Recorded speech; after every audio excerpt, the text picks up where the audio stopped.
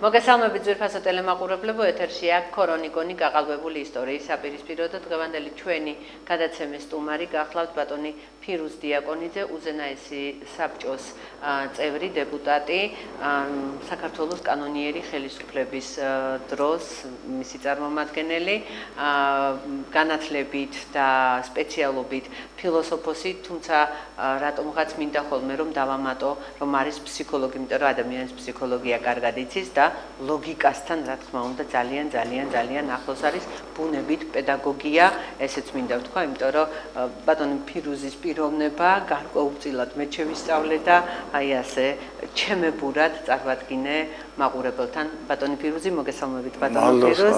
27 სექტემბერია ჯვართამაღლების დღესასწაული. სამწუხაროდ დღეს არის სოხუმის დაცემის დღე.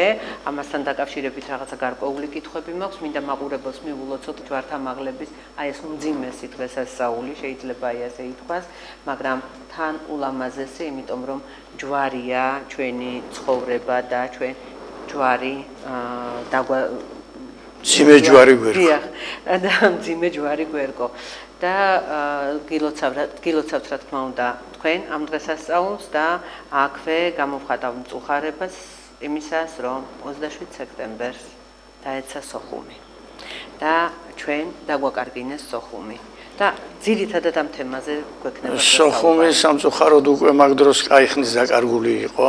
ამ დროს უბრალოდ გაფორმდა საბოლოოდ, თორემ სოხუმი დაიკარგა მაშინ, როდესაც საქართველოს იმდროინდელი ფაქტობრივი ხელისუფლების წარმომადგენელი მოურიგდა რუსეთის ხელისუფლებას და გადააბარა ეგრეთ წოდებული სოჭის ხელშეკრულებით. სოხუმში ქართველები იყვნენ სექტემბერში და ისინი აიძულიდნენ რომ დაეხიათ უკან სამშვიდობო, ვითომ სამშვიდობო ხელშეკრულების პირობებით შეერაღება გამოიყვანეს, მშვიდობიანი მოსახლეობა დააბრუნეს უკან აფხაზეთში. მიზანი ერთი იყო, რაც შეიძლება მეტი ხალხი დახოცილიყო იქ, რომ ნაკლები დევნილი მოსახლეობა ყოლოდა შემდეგ შევარნაძეს აქ საპატრონოდ. თბილისში და ქუთაისში არ დაწყებულა 1 სექტემბერს სწავლა და სოხუმში დაიწყეს და უკვე დაკარგული იყო რა თქმა უნდა სოხუმი მაშინ, მაგრამ ჩვენი მოწოდება არც მაშინ როგორც ახლა არ ესმის ხალხს სამწუხაროდ და ჩვენ არ დაგვიჯერეს და შებრუნდნენ იქ და ბევრი იქიდან უკვე აქეთ ვეღარ დაბრუნდა. ბატონო ფირუზ, მე სანამ უკვე ძირითად კითხვებზე გადმოვალ აფხაზეთთან დაკავშირებით, სოხუმთან დაკავშირებით, რა თქმა უნდა, საერთოდ საქართველოსთან დაკავშირებით, ჩვენს გადაცემას რადგან გვია ქორონიკონი, გაყალბებული ისტორიის საპირისპიროდ გვაქვს აი ეს ქვესათაური ამ რუბრიკისა. მე მინდა რომ ქრონოლოგიური თანმიმდევრობით, ოღონდ ჩვენ ეს დავიწყოთ ალბათ უფრო ძირითადად 90-იანი წლებიდან, რა მოიტანა 90-იანი წლები, რა მოიტანა სოხუმის დაცემა, ეს იყო ღალატი, ეს იყო უვიცობა, ეს იყო ერთმანეთის გაუტანლობა თუ ასე შემდეგ და კანონიერი ხელისუფლებას რა ძალა შეწევდა, ან არ შეწევდა, ან რა იყო მანამდე მოსამზადებელი პერიოდი, თუნდაც იმისათვის რომ არ დაცემულიყო სოხუმი. მოდით აი ამ კითხვებს ნელ-ნელა დაგისვამთ თქვენ, მანამდე კი მაყურებელს მინდა ერთი ანონსი გავაკეთოთ ეკრანიდან, ჩვენი ეთერიდან. მე მინდა რომ მაყურებელს ვუთხრა, რომ 2017 წლის 15, სავარაუდოდ 15 ოქტომბრიდან ჩვენს ეთერში, ჩვენ სტუდიაში იქნება ასეთი გადაცემა რუბრიკით აიაძლევაი, თუ რამე შემეშლება ბატონი ფირუზი შემისწორებს ალბათ და ამ რუბრიკის წამყვანი, ამ რუბრიკის ქვეშ არსებული გადაცემების წამყვანი თავად ბატონი ფირუზ დიაკონიძე იქნება და ეს გადაცემა შეეხება ძირითადად განათლებისა და კულტურის სფეროებიდან საკმაოდ საინტერესო და მეცნიერულ საკითხოს მეცნიერების დონეზე, ხო? კი ბატონო, მოდით მე მინდოდა თითქოს ბოლოში დაგვიანონსებინა, მაგრამ მოდით ახლა ვთქვათ, რა შეიძლება ახლა ითქვას, რომ ეს იქნება ქართული სულიერების წინ წამოწევა, იმიტომ ბოლო ხანებში სულ სხვა რამეზე მიდის ტელევიზიაში მსჯელობა და ქართული კულტურა, ისტორია, სულიერება უკანა პლანზეა გადაწეული და მიჩქმალული ქართული კულტურის მიღწევები და ჩვენ დიალოგების სახით ძირითადად გვეყოლება ადამიანები თანამედროვე საქართველოში საკმაოდ თვალსაჩინო და კარგი პიროვნებანი, რომელიც გამოვიყვანდა და ვასაუბრებთ ქართულ იდეოლოგიაზე, ქრისტიანობაზე, მეცნიერებაზე და ასე შემდეგ ყველაფერს საკითხზე. და დასკვნების გამოტანას მაყურებელს მიანდობთ თქვენი გადაცემებიდან თუ როგორც ლოგიკასთან ძალიან ახლოს მდგომი ლოგიკურ დასკვნებსაც გამოიტანთ თქვენს გადაცემებში. დასკვნებს ჩვენს გამოვიტანთ, მაგრამ მაყურებელი თვითონ მივახვედრებთ თვითონ თავად განჟის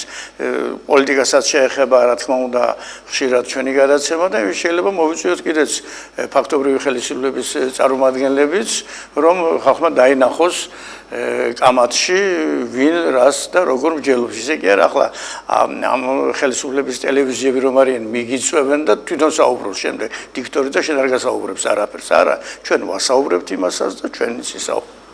და დიალოგში დაინახავს უფრო ჭეშმარიტებას, როგორც ჩემი დიდი წინაპარი ფილოსოფიაში სოკრატე იტყო და ჭეშმარიტება იბადება დიალოგში. რა თქმა უნდა, კამათში იბადება ჭეშმარიტება, დიალოგში საუბარში იბადება ჭეშმარიტება, ოღონდ რა თქმა უნდა, საინტერესო საუბარში და კამათში, ხა კამათში არა ჩხუბში. რა თქმა უნდა და არა ჩხუბში. მე მინდა ბატონო ფირუზ გითხრათ, რომ ჩვენმა ტელევიზიამ გაიარა ავტორიზაცია მოდიფიცირებასთან დაკავშირებით უკვე შეიცვალა მიმართულება ჩვენი გახდა შემეცნებითი ტელევიზია, მაგრამ ეს ცხოვრება თვითონ პოლიტიკა არის და ყველაფერი აბსოლუტურად არის პოლიტიკა, კულტურაც პოლიტიკა, მეცნიერებაც პოლიტიკა და ასე შემდეგ, ასე რომ ჩვენ ისედაც შემეცნებით ფორმატში ვმუშაობდით, სულ და ყველაფერი რა გადაცემებიც გვაქვს, ეს არის ძირითადად მომავალი თაობისთვის, რომ რეალური ისტორია და რეალური ისტორია მივაწოდოთ და თანაც საინტერესო ფაქტებითა და საინტერესოდ მივაწოდოთ და შევამეცნოთ ალბათ აი ამ ეთერიდან გადაცემებით ისინი რა თქმა უნდა ჩვენი რესპონდენტები რასაც აკეთებენ. ასე რომ მე მინდა მაყურებელს კიდევ ერთხელ მივულოცო ჩვენი ტელევიზიის სხვა ფორმატში ყოფნა. ბატონო ფირუზ, მოდით დავიწყოთ დღევანდელი გადაცემა. მე შეგახსენებთ, რომ ჩვენ ვისაუბრეთ კულუარებში, სანამ შემოვიდოდით ეთერში, რომ ჩვენი დღევანდელი საუბარი შეეხება მეცნიერებათა აკადემიასა და განათლების სისტემას. მე შეგადაში კითხვებით გამოვლინდება თუ რატომ, ასევე კულტურული ძეგლების საკითხებს, რა თქმა უნდა, ვერ ავწდებით იმ თემას, რასაც ადგილობრივი არჩევნები, ახლა მოახლოებული ადგილობრივი არჩევნები ქვია, არა იმიტომ, რომ ჩვენ პოლიტიკურად გვაინტერესებს რამე, არამედ უბრალოდ მინდა რომ შევადაროთ თქვენი ხელისუფლების დროს ადგილობრივი არჩევნები და დღევანდელი ადგილობრივი არჩევნების სისტემა და რა თქმა უნდა სოციალურ პრობლემებზე მოკლედ რასაც მოვასწრებთ დღეს, თუმცა სანამ ამ საკითხებზე გადავალთ, მოდით აფხაზეთს დავუბრუნდეთ. ბატონო ფირუზ, თქვენ როგორც კანონიერი ხელისუფლების წარმომადგენელს გეკითხებით, როდის დავკარგეთ აფხაზეთი, წეგან თქვენ თქვით, რომ 27 სექტემბერი არ არის მაინცა და მაინც აუცილებელი რომ რა თქმა უნდა აფხაზეთი ჯერ კიდევ მაშინ და რატომ დავკარგეთ? მოდით მოვყვეთ ეს ისტორია. აფხაზეთი ჩვენ დავკარგეთ ჯერ კიდევ მაშინ, როდესაც ჩვენი ხელისუფლება არ დათანხმდა გარბაჩოვს ესენგეში შესვლას. და მაშინ გარბაჩოვმა პირადად ჩვენს პრეზიდენტს სვიატგამსახურდიას დაურეკა და უთხრა, თქვენ მაშინ პრობლემები გექნებათ სამაჩაბლოში და აფხაზეთშია. შემდეგი მოხდა ასე, რომ როდესაც ჩვენ ჯერ თბილისიდან გაგვაცევა რუსულმა ჯარმა. რა თქმა უნდა, ეს კულტურულად ესე კარგად მოხდა, რომ თითქოს აქ აჯანყება მოხდა. აფხაზეთში რომ დაიწყო შემდეგ ავანტიურა, შევარნაძემ მიიყვანა ხალხი, ვითომ პკიტოვანი შევიდა ამის ნებართვის გარეშე, ვითომ რაღაცა. ერთ პერიოდში არძინბა იმაზედაც იყო თანახმა, რომ სამშვიდობო მოლაპარაკება დაწყებულიყო. ყოველ შემთხვევისათვის ფაქტობრივად ასე მოხდა, მას შეხვდა ფაქტობრივი ხელისუფლებიდან გოგა ხაინდრავა და ჩვენი ხელისუფლების წარმომადგენლები გროზნოდან ჩამოვიდნენ ზვიადის გამოგზავნილი შეხვდნენ არძინბას და არძინბა თანახმა იყო დიალოგზე, ოღონდ დიალოგზე კანონიერ ხელისუფლებასთან. და ომი შეწყდებოდა საომარი მოქმედებები და შემდეგ ხდებოდა ყველაფერი მშვიდობიანი გზით. ამის შესახებ ხაინდრავამ რომ მოახსენა ტელეფონით თბილისში შევარნაძე გადაირია კანონიერ ხელისუფლებასთან როგორ უნდა მას დიალოგი და მაგას ერჩივნა სხვა გეგმები ქონდა რა თქმა უნდა გლობალისტების გეგმაში ელცინი და შევარნაძე იყო რა თქმა უნდა ჩართული და იმ თავარი იყო რაც შეიძლება მეტი ხალხი გაწყვეტილი იყო და მშვიდობას სულ არ აინტერესებდათ. Era პირიქით ამას მოყვა შედეგად რომ ეს რა თქმა უნდა ჩაიშალა ამას შედეგად ის მოყვა რომ რომელიც დევნილები აფხაზეთიდან გამოსული დევნილები გადარჩენილები ძალად მიაბრუნეს აფხაზეთში უთხრეს აი 1 სექტემბერს სწავლა იწყება სოხუმში და ოჯახები დააბრუნეს უკან თბილისში და ქუთაისში სწავლა 1 ოქტომბერს დაიწყო და იქ სექტემბერში დაიწყეს იმიტომ რომ შეიძლება მეტი ხალხი გაწყვეტილი იყო შემდეგ ნაკლები პრობლემა რომ ქონოდა აქეთ შევარნაძეს მათი მოვლაზე და აი მაშინ ფაქტურად დაკარგული იყო უკვე და ის სოჭის სამშვიდობო ხელშეკრულება მხოლოდ იმიტომ იყო საჭირო თურმე რომ სამხედრო ძალებს ჩვენებს დაეხიათ უკან ბატონო ფირუზ, კანონიერი ხელისუფლების წარმომადგენლები და ეროვნული ადამიანები, თითქოს აი რაღაცა ცალ-ცალკე ტერმინად იქცა, ესე იგი კანონიერი ხელისუფლება და ეროვნული ადამიანები, ამ დროს თითქოს ეროვნული მთავრობა და ეროვნული საქართველო ერთად უნდა ყოფილიყო, მაგრამ იცით, როდესაც ჩვენ წამოვიწყეთ ეს რუბრიკა ჩვენმა ტელევიზიამ ქორონიკონი გაყალბებული ისტორიის საპირისპიროდ და ჟურნალისტური გამოძიება ფეხსიადეგით სასამართლო მოდი საქართველოში ნიურნბერგის პროცესი იწყება ჩვენ სტუმრად მოვიწვიეთ გურამ ლაკია ეხლა დასაწყისი ასე იყო შემდეგ ლოთიკობალია იყავით თქვენ და კიდევ სხვა ადამიანები ეს იყვნენ უზენაესი საბჭოს წარმომადგენლები ბატონი გურამ პეტრიაშვილი ასევე იყო ბატონი ნოდარ ნათაძე მამუკა გიორგაძე და ასე შემდეგ ნუ ეხლა ყველა სტუმარს ვერ ჩამოვთვლი მაგრამ არ წყდებოდა სატელეფონო ზარები როგორც კი ეს გადაცემები გავიდა და მაყურებელმა დასვა ასეთი შეკითხვები. ერთი ღალაჩია დანაშაულებდა სხვადასხვა გვარსა და სახელს, აი აქ მოსული ადამიანებიდან. მეორენი ტარს უკრავდნენ, რომ ესენი საქართველოსთვის ანთებულები იყვნენ. ანუ მესამენი დღეს არიან დღევანდელ ხელისუფლებაშიც და დღევანდელ ხელისუფლებასა და წინა ხელისუფლებასაც ხოტბას ასხამდნენ იმ ხელისუფლებას, რომელსაც მე ვფიქრობ, რომ ზვიადის ხელისუფლება არ ცნობს, არც კანონიერად და საერთოდ ხელისუფლებად არ ცნობს. აი გამაგებინეთ, ვინ არის სინამდვილეში თუნდაც კანონიერი ხელისუფლებიდან თუ ეროვნული ადამიანებიდან დამნაშავე, რომელსაც აფხაზეთის დაკარგვაში მონაწილეობის მიღება ედება ბრალად. კითხვა არ ვიცი რამდენად გასაკვირია, იმიტომ რომ ძალიან ბევრზე წამოვიდა, მე არ მინდა თვითონ რომ აფხაზეთის დაკარგვაში კანონიერი ხელისუფლების რომელიმე წარმომადგენელი რომ დავადანაშაულოთ არ იქნება სწორი, იმიტომ რომ კანონიერი ხელისუფლების წარმომადგენლებს არავითარი ბერკეტი არ გააჩნდათ იმის გადასარჩენად. მაგრამ ხომარებდნენ შევარნაძის მხარეზე გადმოსული. ვიღაცა იტყვის, რომ აი დადგომოდნენ შევარნაძის ჯარებს გვერდში, იყო ამ ესეთი მცდელობაც კიდეც ლოთიკობალიას სთხოვეს და გარკვეულ მომენტში ლოთიკობალია მიიყვანა გალის რაიონში და ოჩამჩირეში ჯარები, მაგრამ ჩვენებმა მალე დაინახეს, რომ ეს მხოლოდ ჩვენ გასაწყვეტად იყო საჭირო. ზურგში მოდიოდა ტყვიები. და აფხაზეთის შევარნაძეს ხელისუფლებას არწივას დამარცხება კი არ უნდა და შევარნაძეს ხელისუფლებას უნდა ქართველების რაშილო მეტის დახოცვა. იქ ჩვენი ბიჭები რომ დაიხოცა ოჩამჭირეში თქვათ ეროვნული გვარდიის წარმომადგენლები მანდა მაინც წინაფრიდან ასროლი ტყვიებით არ იყო ესენი და ბოლოს მიხვდნენ ესენი ჩვენები და დაანებეს თავი და გადდნენ გვერდზე და თანაც იმათ რომ შემდეგ დააბრალეს თითქოს ლოთიგობალიას ბრალი იყო აფხაზეთის დაგერბვა ლოთიგობალია რომელი შევარნაძის გენერალი იყო რა უფლებით ავალებდა შევარნაძე ლოთიგობალიას რამეს თუ ის ლოთიგობალია იმეც იყო მაშინ ჩვენი არ ყოფილა მაგრამ ყოველ შემთხვევისათვის ეს ლოგიკაში არ ჯდება შევარნაძეს უნდოდა და გადააბარა აფხაზეთ დაკარგა რატო უნდოდათ იცით რომ შემდეგ დაკარგულად გამოცხადებულიყო აფხაზეთი თითქოს და თბილისი და დანარჩენი საქართველო დამოუკიდებელი იყო არა და სინამდვილეში წინა გადაცემაშიც ვთქვი რომ ოკუპირებულია მთლიანად საქართველო ოღონდ ახლა ის საოკუპაციო რეჟიმია სოხუმში თბილისში სხვა საოკუპაციო რეჟიმი არის და ოღონდ ეს გამშვენიერი და შემდეგი არჩევნები მასე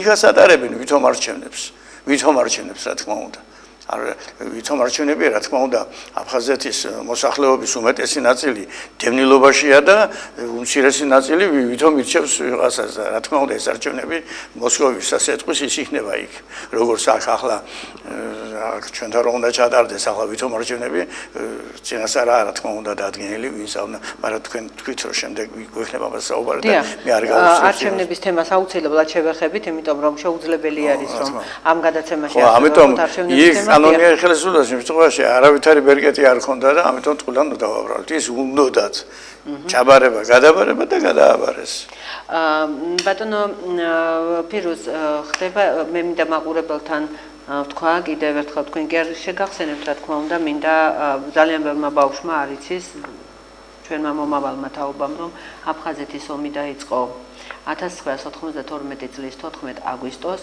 და სამწუხაროდ ასე თუ ვიტყვით რომ დამთავრდა ანუ სოხუმი ჩაბარდა საომარი მოქმედებები დამთავრდა 1993 წლის 27 სექტემბერს მანამდე 22 სექტემბერს უსწრებდა ბაბუშერას ტრაგედია სადაც ძალიან ბევრი ციფრი სხვათა შორის ახლახანს გავიგე ზუსტი ციფრი 92 ახალგაზრდა 92 ვაჟკაცი ჩაიწვა ბაბუშერას თვითმფრინავში მე მინდა აბსოლუტურად აფხაზეთის ომის ყველა ეს დაღუპული ადამიანის წინაშე ქედი მოვიხარო ვისაც სჯეროდა რომ სამშობლოსთვის იბრძოდა და ვისაც სჯეროდა რომ ის სამშობლოს იცავდა სინამდვილეში იყო თუ არა ეს სამშობლოს დაცვა თუ მაშინვე გაყიდული იყო ყოველ შემთხვევისათვის ის ჯარისკაცები ვინც იქ იბრძოდა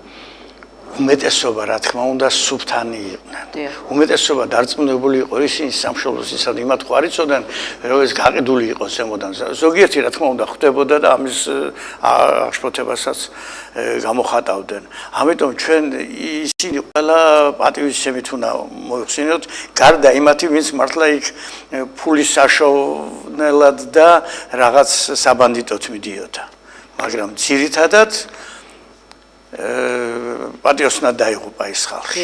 თუმცა სამწუხაროდ სამშობლოს დაცვა იქ არ მიმდინარეობდა, იქ მიმდინარეობდა დიდი პოლიტიკური თამაში. მე ახლა ერთი ფაქტი გამახსენდა, ამას რამდენიმე დღის წინათ ერთი კაცი გავეცანი, დიდი ისტორიკოსი, მუზეუმის თანამშრომელი, სოხუმელი და რა მომითხრა იცით? სოხუმში როდესაც არქივის შენობას გაუჩნდა ცეცხლი და სოხუმს მაშინ ჩვენები აკონტროლებდნენ, ესე ქართული მხარე აკონტროლებდა. მოვიდა სახანძროების სასწრაფო უნდა ჩაექრო და მხედრიონმა არ მიუშვა. მხედრიონმა ალყა შემოარტყა და აცალა არქივის დაწვა. ახლა ისმის კითხვა, რატომ აწყობდა შევარნაძის არქივის დაწვა? რატომ აწყობდა რომ გავიდა ახლა 20 წელი და აგერ ვიღაც დევნილი რომ გამოვა, სოხუმელი, ვიღაც ელდარი ვეკუა და მოითხოვს რომ მე სოხუმელი ვარ და მინდა დავბრუნდე სოხუმში. მოთხოვენ რა საბუთი გაქვს? არქივში არ მოიძებნება რაიმე მისი დამადასტურებელი რომ ის სოხუმელი არის. აი ეს არქივი დაწვეს განგებ. იქ ამოძირყვეს ქართული ნაკვალევი. აი ერთი როგორ იყო გაყიდული ის და ახლა ის ჯარისკაცი რა თქმა უნდა იბრძოდა იმარხო არ იცოდა ეს პოტერაკი მაგრამ აი ასე ზვიად გამსახურდია და თქვენი ხელისუფლების წარმომადგენლები რომლებიც ზვიად გამსახურდია იქაც კი არ მიატოვეს დევნილობაში გროზნოში როცა ბრძანდებოდა პრეზიდენტი შეიძლება ყველა ვერ გაყვა გროზნოში მაგრამ ისინი აქ ერთგულად დარჩნენ ხო თავისი პრეზიდენტის იდეების ერთგულად და საერთოდ თავიანთი საქართველოს იდეების ერთგულად რაც საჭირო იყო სამშობლოსთვის რა იდეაც მოუტანდა სიკეთეს სამშობლოს მაგრამ მოხდა ისე და სწორედაც რომ ზვიადის სიტყვებს მე ხშირად ვატრიალებ ხოლმე ჩემი ტელევიზიით როდესაც ის მიმართავს აფხაზებს და ქართველებს და ანუ რანაირად მიმართავს რა სიტყვებით რომ მას ვთქვათ ის ცნობილი გამოთქმა რომ ერთმანეთს ვაჩუქოთ ტიტები ჩვენ ყვავილები ვესროლოთ ეს შეიძლება ეგრეთ წოდებული მოდით ასე ვიტყვი ახლა თბილისის ომის დროს იყო მაგრამ ეს სიტყვები შეიძლება მივაკუთვნოთ აფხაზეთის ომსაც ბატონო ფირუზ ასეთი ერთ-ერთი ისტორიული მომენტი ამოვიკითხე რომ თითქოს მხედრიონის ერთი ნაწილი ბიჭებისა მხედრიონისა თანახმა იყო რომ გვარდიასთან გაერთიანებულიყო, ანუ პრეზიდენტის, ანუ ეროვნულ ბიჭებთან, ასე რომ ვთქვათ, ეროვნულ ჯართან, ანუ ზვიადის ჯართან. უკვე ზვიადი ხო დევნილობაში იმყოფებოდა და ის რამდენად მართალია და თითქოს არ მოინდომა პრეზიდენტის ჯგუფმა მათთან გაერთიანება. რამდენად მართალია, იმიტომ რომ მე ეს წავიკითხე და მაინტერესებს თქვენგან როგორც კანონიერი ხელისუფლებისგან. არა, ეს წეღანმე მოგახსენეთ 93 წლის შემოდგომაზე ის ზუსტად ჩვენი გვარდიელები შევიდნენ იქ საომრად და იყო თითქოს და ამათ შორის მცდელობა დაახლოების, მაგრამ შემდეგ აშკარა რომ გახდა, რომ ეს ზემოდან გაყიდული თამაში იყო, ჩვენ გამოეთიშენ ამ ბრძოლას.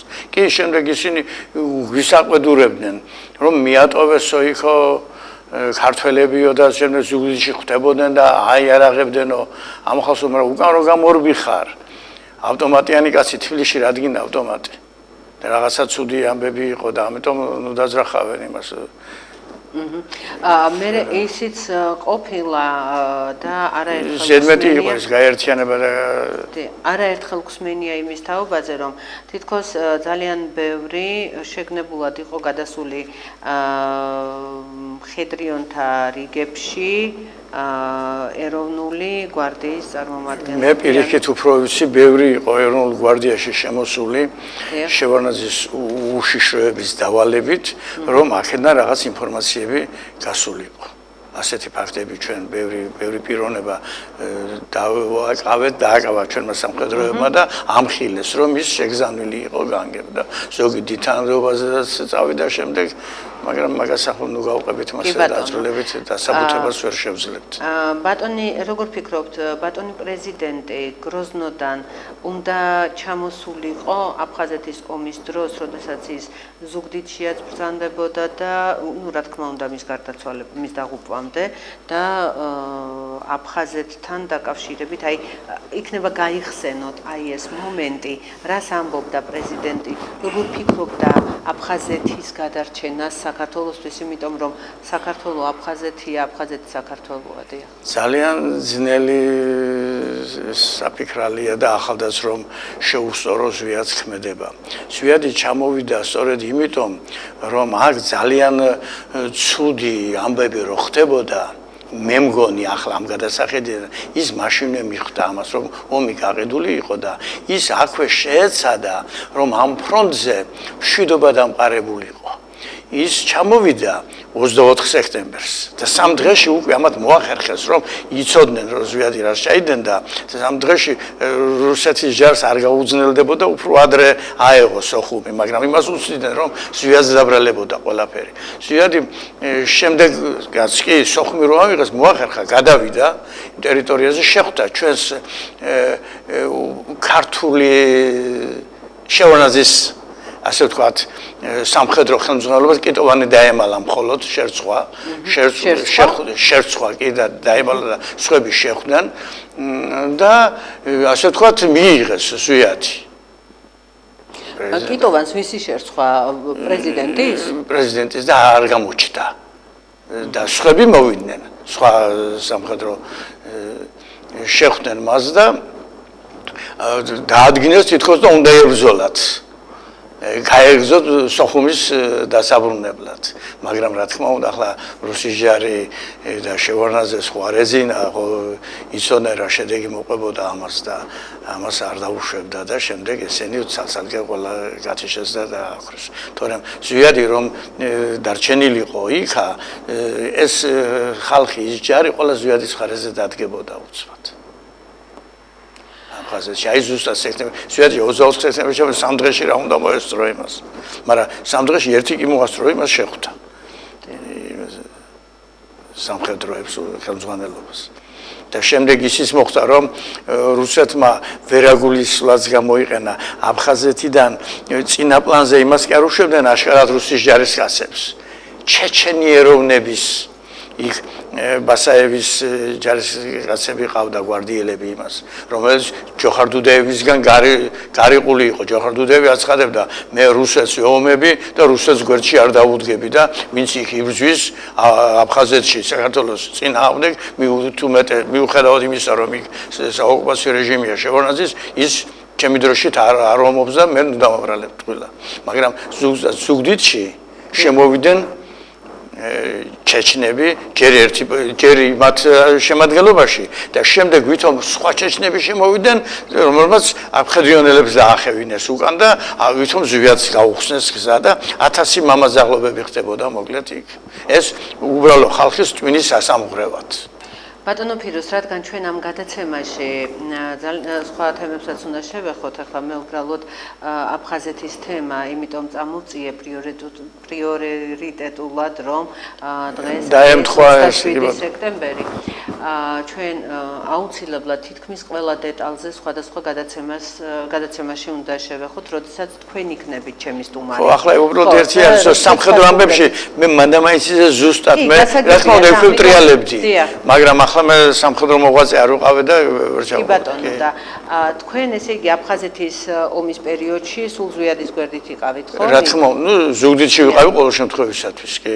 და ჩვენი ხელისუფლების თქვათ ცენტრი მაშინ ზუგდიდში იყო, ჩვენ ბოლო სესიები ზუგდიდში გავმართეთ. ბატონო ფირუზ, ჩვენ წინა გადაცემაშიც ვისაუბრეთ ბევრი და თქვენ ზვიადზე, ჩვენს პრეზიდენტზე, საქართველოს პრეზიდენტზე ძალიან საინტერესოდ ისაუბრეთ, მაგრამ მოდით კიდევ ერთხელ გკითხავთ. ბატონო ფირუზ, სად დაუშვა ზვიადმა შეცდომა, იმიტომ რომ ზვიადგამსახურდიას აბრალებდნენ, რომ ის არ იყო პოლიტიკაში დიდი პოლიტიკოსი და მას თავის შეცდომები ჰქონდა თუნდაც კადრების საკითხებში. ანუ მის გვერდით არსებულ პირებს გულისხმობ, თუნდაც დავიწყოთ, ყველაფერს რომ თავი დავანებოთ, დავიწყოთ კაკო ასათიანი, თენგიზ სიგუა, თენგიზ კიტოვანი, გურამ აფსანძე და დანარჩენს აღარ ჩამოთვლი.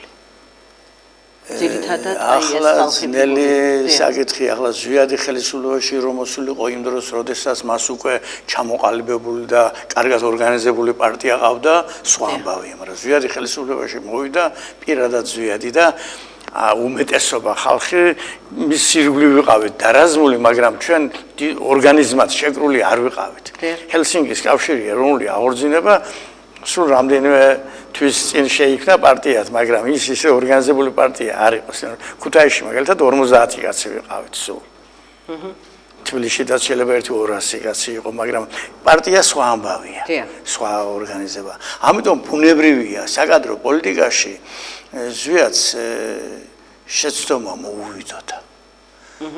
შეცდომა და არა ის ახლა რო აკეთებენ რაღაცა პირადი ინტერესის გამო რო დანიშნავენ თავის ბიზაშვილს, მამიდაშვილს და ან ფულადი ინტერესის გამო, ეს რა თქმა უნდა გამორიცხულია ზვიადი მაღალი იდეალებით ხელმძღვანელობდა, ოღონდ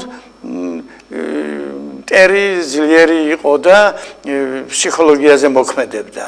და ზვიადის უჩეშინებდნენ ის რატო დანიშნე რა და ზვიადი განგებ რასაც პერი უჩეშინე და იმის საწინააღმდეგოს გააკეთა ბუნებრივი ადამიანური რეაქცია და ამიტომ ამ გადასახედიდან ხვდები რომ მაგალითად ტელევიზიის ხელმძღვანელად რო დაინიშნა იქ პიროვნება ანუ ვაჭრობის მინისტრად რო დაინიშნა პიროვნება არ მინდა ხოლმე გვარები ყველამისის ეს არ იყო სავალდებულო იმათი დანიშნა უფრო პროფესიონალი და უფრო კარგი შეიძლებოდა მაგრამ იმ პროფესიონალებიდან კარგი ვიღაცა უნდა შერჩეულო პროფესიონალი მაგალითად ჩვენ გვყავდა სოფლის მეურნეობის მინისტრად ჭეთანავა კომუნისტური პარტიიდან გამოსული და ყველაფერი მაგრამ პროფესიონალი და ნახდი კარგი პიროვნება იყო და მაგრამ ის კომუნისტი რო დაინიშნა ყველგან ამაზე აუჯანყდებოდა ხალხი და ემოციური ამბავზე მოქმედებდა ამის გამოც მე მგონი ამის გამოც მოდიოდა შეცდომები თუმცა ახლა ჩვენ საკადრო პოლიტიკა არა მთავარი პოლიტიკა რაცა იქ არ შეშლია ზვიადს არაფერი მთავარი პოლიტიკა რაცა რომ საქართველო წაიყვანა ზუსტად დამოუკიდებლობის გზაზე და ზუსტად მიუხედავად ამისა იცოდა მან მის საპირისპიროდ იმხელა გლობალისტური მსოფლიოა და გლობალისტური სამყაროა შეერთებული შტატებისა და რუსეთის იმპერიის წინამძღოლობით ის ამის წინააღმდეგ იცოდა რომ ვერც რუსეთს მოვერევოდით ჩვენ და ვერც შეერთებულ შტატებს ახლა რომ ყოფენ ცალ-ცალკე არა ესენი ცალ-ცალკე მტერია ჩვენი დაპყრობელი ორივე არის და იმან იცოდა აცნობიერებდა ორივეს ის როგორც გორბაჩოვზე რასაც ამბობდა იმას ამბობდა იმასეთაც და იმიტომ იყო ის ამერიკის პრეზიდენტს რო არ მოწონდა ზვიადი და დინების საწინააღმდეგოდ მისურავს იმიტომ ზვიადს ეროვნულ სახელმწიფო დამოუკიდებელი და თავისუფალი ერი უნდოდა და ამაშია და ეს შეცდომა არა ეს არის შეცდომა ახლა მაგალითად ქრისტეს რომ უთხრა ჯვარზე გაკრუნა ავაზაკმა შენს უშველე თავს და მეს გადამარჩინებო შეეძლო რა თქმა უნდა ქრისტეს მაგრამ ქრისტეს მიზანი ის ფიზიკური სიცოცხლის გადარჩენა არ იყო კაცობრიობის გადარჩენა შეიძლება მაპატიოს უფალმა ასეთი შედარებისათვის მაგრამ თავარია მიზანი რა არის ქრისტეს მიზანი ყოფილიყო პირადი სიცოცხლის გადარჩენა არ იყო პრობლემა ზვიადისთვისაც არ იყო პირადი სიცოცხლის გადარჩენა აბა წავიდოდა საზოგადოებრივ ემიგრაციაში და დამთავრდებოდა ამბავი არა და ზუსტად კითხვა მქონდა ასეთი და თქვენ დამასწარით პასუხი ბატონო ფირუზ პრინციპში გაეცით პასუხი მაგრამ კითხვა მაინც მინდა დავსვა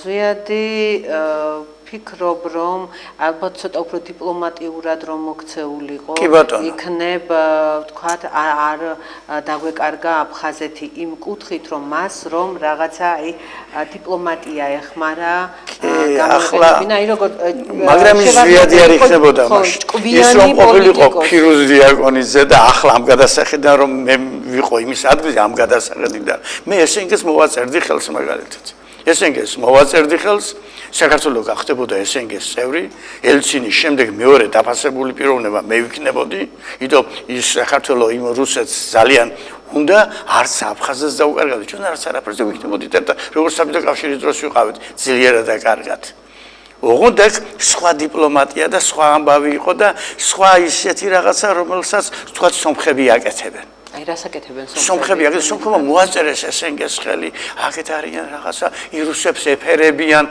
ამერიკელებსაც ეფერებიან და არიან რაღაცა იმას მაგრამ ეს ის პირდაპირობა არ არის ქართულ ხასიათში ის და ზვიადი ქართველი იყო და ამაშია საქმე და ზვიადი იმასაც უფრთხილდებოდა ქართველი ერის წარმოდგენას მაგრამ ზვიადი იმიტომა ქართველი კაცისათვის საპატივცემულო ზვიადის რომ მოეწერა მაშინ ის ეგრეთ წოდებული ოპოზიცია რომ იყო მაშინ რო ყვიროდა ჯერ კიდევ ის ავად სახსენებელი ჭანტურია რომ ჯერ შევარნაძეზე გამსახურდიას ალიანსიო თვითონ იყო შევარნაძესთან ალიანსში და თითქოს ზვიადი იყო ალიანსში მერე იტყო და აბატონო ხო ამბობდიო შევარნაძესთან ალიანსში ესენგეში შევიდაო და ამ ემოციური იმის გამო შეცდომა იყო ვერ ვიტყვი ახლა მე ვერ ვაკადრებ ზვიადს იმას გააკეთა ზუსტად ისე სამომავლოდ დიდი საქმე გააკეთა სამომავლოდ ჩვენ ჯერ ერთი ზვიადის მოღვაწეობამ შეგვახსენა რომ ჩვენ ქართველები ვიყავით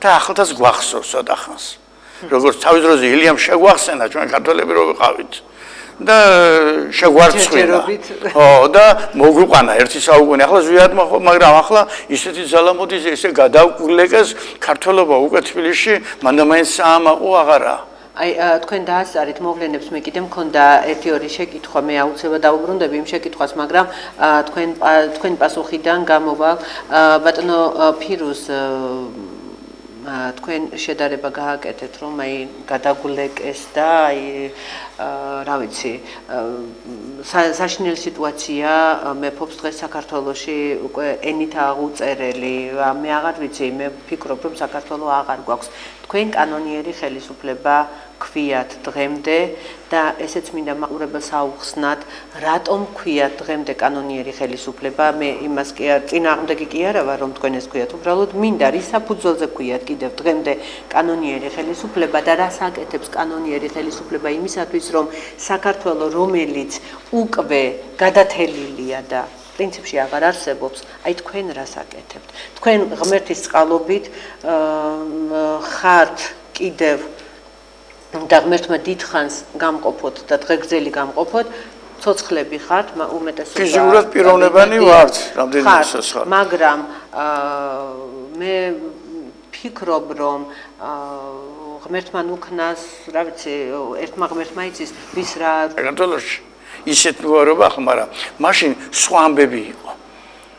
და ნეოჟორდანიას ხელისუფლებას ჩემ ბავშვობაში მაგალითად არავითარი გავლენა არ ჰქონდა საქართველოში. ისი ალბათ ახლა აქაც. ახლა მე რო უყურებ ახალგაზრდობას ის რომ ეს ხელისუფლება თავის ხელისუფლება გონიათ ეს არა დიდი ამბავი, დიდი ბოროტება, ეგება, მაგრამ დიდი ბოროტება ესა მათ სხვა იდეალები აქვს. მე ბავშვობაში იდეალად მყავდა, თქვათ ილია ჭავჭავაძე, ბაში აჩუკი, გიორგი სააკაძე და ასეთი ისტორიული პიროვნებანი. ანა ქუჩის ბიჭობაზე თუ დებდა თავს იმაზე იყო და ახლა იდეალებად სხვა რაღაცაა. მე კარგად უნდა მესწავლა, მაინც აი კარგი სპორტსმენი უნდა ყოფილიყო, თავი გამომეჩინა. ახლა თავს გამოიჩენა, თუ უნდა პატარა ბიჭს 16 წელს სიგარეტს მოწევს, ქოჩორს გაიკეთებს სხვანაირად, ჩვენ რომ თქვათ დამპრობლის სახე არ გვინდოდა მივიღო, დამპრობელს მიემსგავსება ზუსტად და ისი ამაყება, გოგონა სასქესო ორგანოს გამოვაჩენს და ამით თანამედროვეობაზე დადებს თავს და სიგარეტს მოწევს ქუჩაში გამომწვევად და ამით იმას და ის იმას გონია, ამის გამორჩეული არის და ის სხვა ხალხია უკვე. იმათ რო დაუწყებ ლაპარაკს ახლა განათლების მინისტრი არის ალბათ მინდა მე ვთქვა იმას ვერხესყაოსანი არ აინტერესებს იმას და არც ჩვენი არ აინტერესებს. დიახ და ესე იგი მოდით გვანიშნებენ ახლა დაგვრჩა პირველ ბლოკში 3 წუთი, იმიტომ რომ მე მცირე სარეკლამო ჭრა გვექნება და იქ გავალ და მე რა თქმა უნდა მეორე ბლოკში განვაგრძობთ. დღევანდელ გადაცემაში ფიზიკურად ვერ ამოვწურავთ აფხაზეთის ომის თემას და სოხუმის დაცემის თემას და ჩვენ ნელ-ნელა თემატურად ალბათ განვიხილავთ ამ საკითხებს სხვადასხვა გადაცემაში, მაგრამ ახლა რასაც ვასწრებთ ის თქვა ბატონო ფირუზ რას აკეთებს კანონიერი ხელისუფლება საიმისოდ აი თქვენ გაქვთ იმის საშუალება დღეს რომ უკვე ხალხს ესაუბროთ ეთერით გინდათ სხვადასხვა მედია საშუალებით გინდათ თქვა აი შეხვდეთ თქვენ ძალიან მოკლედ გეტყვით სამწუხაროდ თლად კარტის გახსნა ჩვენ არ შეგვიძლია, იმიტომ მაშინ ხელს შეგვიშლია. ჩვენ გვაქვს რაღაც გეგმები, რომელსაც აშკარად ვაკეთებთ, მაგრამ მცირე ძალები გვაქვს, მაგრამ მაინც ვაკეთებთ ჩვენი იდეოლოგიის და იმის ხრივ, თორემ ჩვენ თუ ის ჩვენ ვიღწვით რაღაცებს, მაგრამ ეს თუ გავამხილეთ და მიხვდნენ ესენი ამას რო აკეთებენ, ამიტომ აკეთებენ, მაშინ ხელს შეგვიშლიან და ახლა გამოდის რომ ჩვენ ჩაულებრივ რაღაცას ვაკეთებთ, ჩვენ გულიშიას ვახარებთ და მეტი არაფერი, მაგრამ შედეგს ეს გამოიღებს და ხალხი დაენახა. ახლა ჩვენ სარეკლამო ჭრა გვექნება ბატონო ფირუზ და დავბრუნდებით, ძალიან მალე დავბრუნდებით, დაგველოდეთ.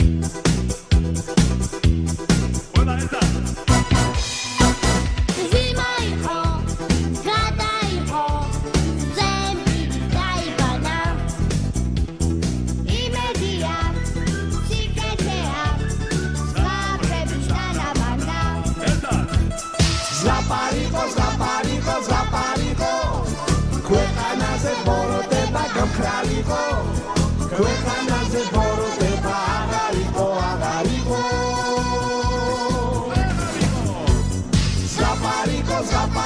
ზაპარიყო სიმღერის და სიცილის დრო დამგარიყო ქვეყანაზე ბოროტება აღარიყო მათქმევინეთ მათქმევინეთ მათქმევინეთ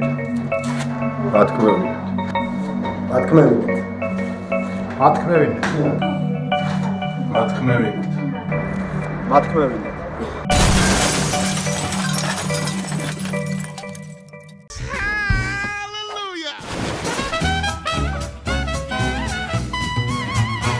If I were a human being, I'd head straight for New Orleans, and I'd blow this horn so hot and strong like no one they've ever seen. You heard of Louis Armstrong, Mr. Sidney Bechet. All those boys gonna step aside when they hear this old ex-skater play. Listen. Oh yeah.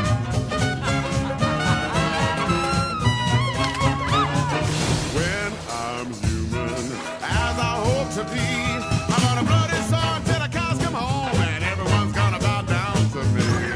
Thank you. Oh, thank you. I love you too, baby.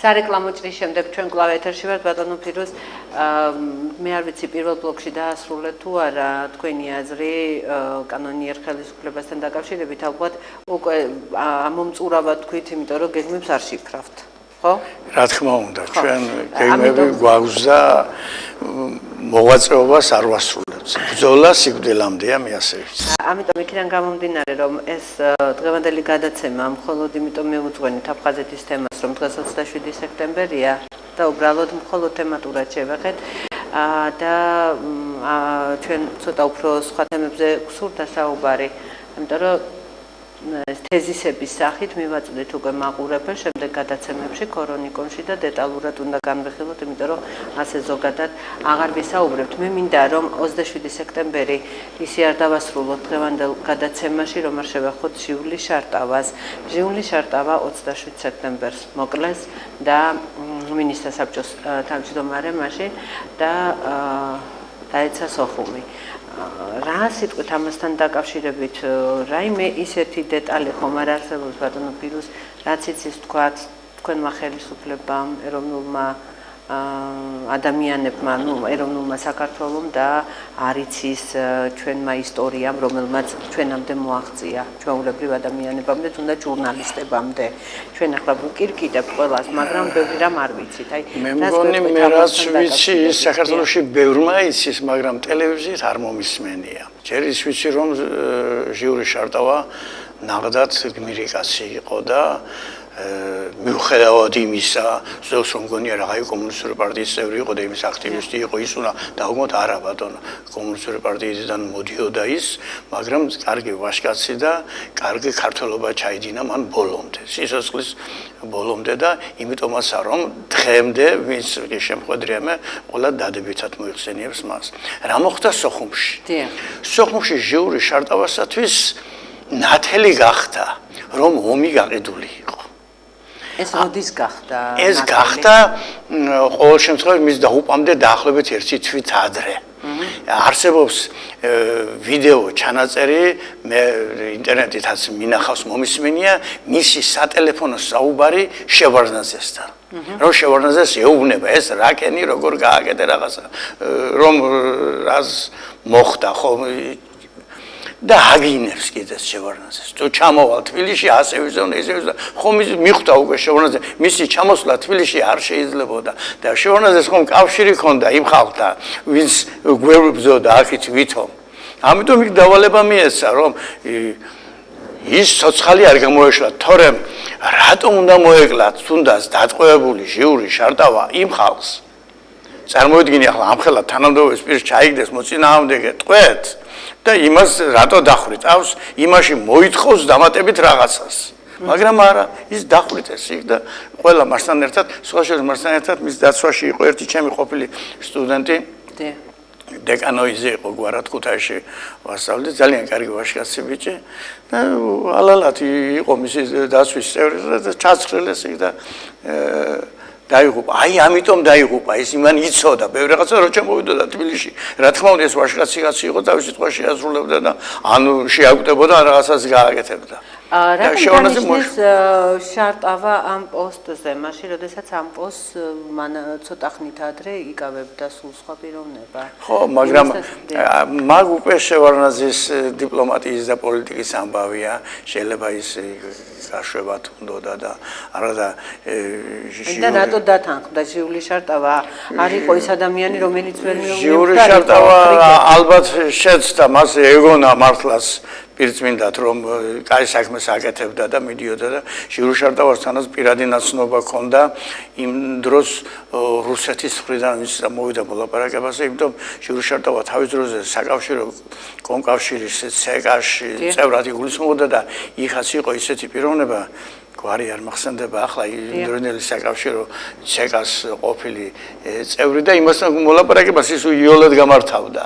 და ყველაფერი ის იყო და მართლაც ის კარგად მოღვაწეობდა, მაგრამ აი სწორედ ეს არ უნდოდა ახლა შევარნაძეს რა თუნდოდა შევარნაძეს იქ ომში გამარჯვება კი არ უნდოდა. შევარნაძეს უნდოდა ასე რომ მეტი ხალხი დახოცილიყო და ეს რომ გაიგო შემდეგ ჟიური შარტავა ბევრის მცოდნე არ აწყობს და მოწმე არ უნდა მერე არავის. და ამიტომ მოიშორეს ჟიური შარტავა. და ჟიური შარტავა იყო გაფრთხილებული და მან იცოდა რომ მასზე მომზადდებოდა აი ეს საშინელი ვანდალური ფაქტი. მისი ტრაგიკულად დაღუპვის შესახებ იცოდა, მას შეეძლო, მას ურჩიეს რომ გაიყვანდნენ იქიდან, მაგრამ არა, ის დარჩა იმ ის დარჩა ბოლომდე იქ რა თქმა უნდა. მაგრამ სწორედ ესაა ჟიური შარტავა და გმირი, იმიტომ ვამბობ მე იმაზე თამამად, რომ ის ვაჟკაცურად იქცეოდა, ქართველი კაცის ბუნებით იქცეოდა. სხვა შორის ეს ერთი პიროვნება, ვინც ფაქტობრივ ხელისუფლებას წარმოადგენდა ამ წლებში და ჩვენ მასზე დადებითი და კარგი შეხედულება გაგვაჩნია. რამდენად მართალია იმ ფაქტის თაობაზე, ბატონო ფირუზ, რომ თითქოს ჟიული შარტავა სტალინის აგარაკზე შეხვდა ზვიად გამსახურდიას, რა თქმა უნდა, სოხუმის დაცემამდე ცოტა ხნით ადრე. ხო, ვერ გეტყვით. მე კი მინახავს ჟიური შარტავას და ზვიადის სურათი ერთად გადაღებული კი მინახავს, მაგრამ ეს როდის და რა დროსაა არ ვიცი და ამიტომ ვერ გეტყვით. პასუხისმგებელი ვერ ვიქნა. და ეს ხომ არ გახდა ძირითადი მიზეზი და საბაბი იყო სულ სხვა, ძირითადი მიზეზი. შეიძლება ახლა ზვიადს და ჟიურის კარგი ურთიერთობა რო ექნებოდათ ერთმანეთში, ამაში მე დარწმუნებული ვარ, რომ ორივე ეროვნული იყო და ამაში ესახება. ჟიური შარტავა დროებით ჭირდებოდა, თქვათ, შევარნაძეს, იმიტომ რომ თავის გაეკეთილშობინებდა თავისი ხელისუფლების ფასადი. და თბილისში თუ ქონდათ ურთიერთობა აფხაზეთის, ანუ თქვენს დევნილობამდე, თქვენს კანონიერ ხელისუფლებასთან, თუ ქონდა ურთიერთობა ჟიული შარტავას და თუნდაც პირადად სამსახურდიას. არ ვიცი. ბატონო ფირუზ, მოდით კიდევ ერთხელ მივუსამძიმროთ ჩვენს საქართველოს 27 სექტემბრის ეს მძიმე დღე, სოხუმის დაცემა. ძალიან დიდი დანაკლისი ყავს საქართველოს ქართველების სახით.